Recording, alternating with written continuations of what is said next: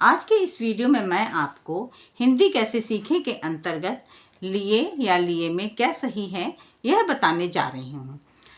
ये लिए में देखिए ए स्वर लगा हुआ है और इस लिए में या के ऊपर ए की मात्रा लगी हुई है। अब ये देखिए जिसमें स्वर लगा होता है ए,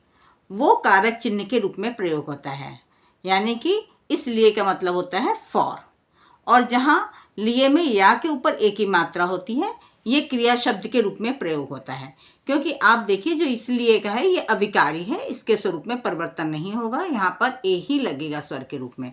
और ये लिया भी होता है जहाँ हम बोलते हैं जैसे वह घूम लिया या उसने पिता के लिए कुर्ता लिया, तो लिया का लिए लिखेंगे, या लगाएंगे या के ऊपर ए की मात्रा लगाएंगे,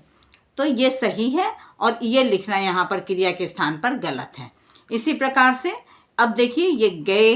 गए जो है गए में भी ए स्वर लगा हुआ है। अब ये गए या में ए की मात्रा आनी चाहिए या स्वर आना चाहिए, तो ये गलत है, क्योंकि या गए गया, ये इसमें भी रूप परिवर्तन हो रहा है। या गई, तो गई भी हम लिखेंगे तो इसी प्रकार से लिखेंगे, गई या में बड़ी ई की मात्रा लगाएंगे, छोटी ई की मात्रा नहीं लगेगी, गई। इस प्रकार से देखिए। अब जैसे ये आए, आए भी गलत है, क्योंकि ये आए भी आया या आए या आई, आई लिखा जाएगा इसको फिर, तो इसमें भी रूप परिवर्तन हो। तो यहाँ पर भी हम या में ए की मात्रा लगाएंगे और आई भी लिखेंगे तो हम ऐसे लिखेंगे आई, बड़ी ई की मात्रा या में लगाएंगे। जाए या जाएगा आएगा, या फिर जा में ए स्वर लगेगा, तो ये गलत है, क्योंकि ये भी क्रिया शब्द का रूप है और परिवर्तनशील है, तो या में ए की मात्रा लगेगी और जाएगा लिखा जाएगा, तो इस तरीके से लिखा जाएगा, इस तरीके से। अब ये देखिए कक्षाएं, मैंने देखा है कि कई बार बड़े प्रोफेसर वगैरह भी या पढ़े लिखे लोग भी जो है ऐसे लिखते हैं, कक्षाएं, या एल बना देते हैं और आई के ऊपर बिंदी रख देते हैं, तो इसको बोलने में बहुत दिक्कत आती है, कैसे बोला जाए कक्षाएं ऐ, अब अजीब लग रहा है, कक्षाएं ए बना करके उसके ऊपर बिंदी रख दी, तो ये दोनों ही गलत हैं। कक्षाएं देखिए इसका रूप परिवर्तन हो रहा है, कक्षाओं भी बोलते हैं हम और कक्षाएं भी बोलते हैं, तो यहाँ पर भी या में ए की मात्रा और बिंदु आएगा तो कक्षाएं होगा, यानी कि अनुस्वार आएगा। और शुभकामनाएं, ये भी गलत है, इसमें भी ए की मात्रा और बिंदु लगा हुआ है, सही शब्द है शुभ कामनाएं या शुभ कामनाओं,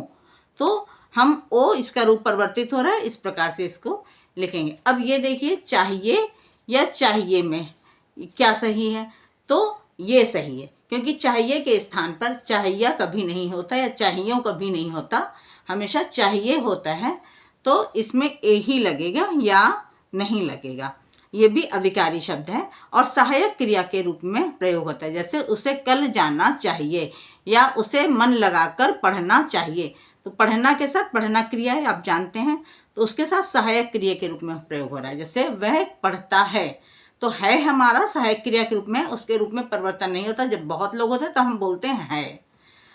अब इसी प्रकार से देखिए ये इसको नीचे समझिए कि ये लिया, ये भी क्रिया शब्द है। अब कारक शब्द के लिए हम फिर से बता रहे हैं आपको कि लिए ए स्वर लगेगा और ये अविकारी है,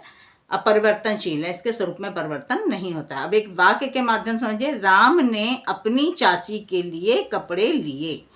तो देखिए चाची के लिए, तब यहाँ पर ये कारक चिन्ह के रूप में प्रयोग किया गया तो ए लगाया जाएगा, और क्रिया के रूप में प्रयोग किया गया तो या में ए की मात्रा लगेगी। जैसे माता के लिए लिखा या पिता के लिए लिखा या भाई के लिए लिखा, बहन के लिए लिखा, तो हम इसी का प्रयोग करेंगे। कमेंट बॉक्स में कमेंट करके बताएं कि यह जानकारी आपके लिए कितनी महत्वपूर्ण साबित हुई, तथा मेरे चैनल को लाइक और सब्सक्राइब अवश्य कर दें ताकि आगे भी आपको ऐसी महत्वपूर्ण जानकारी प्राप्त होती रहे।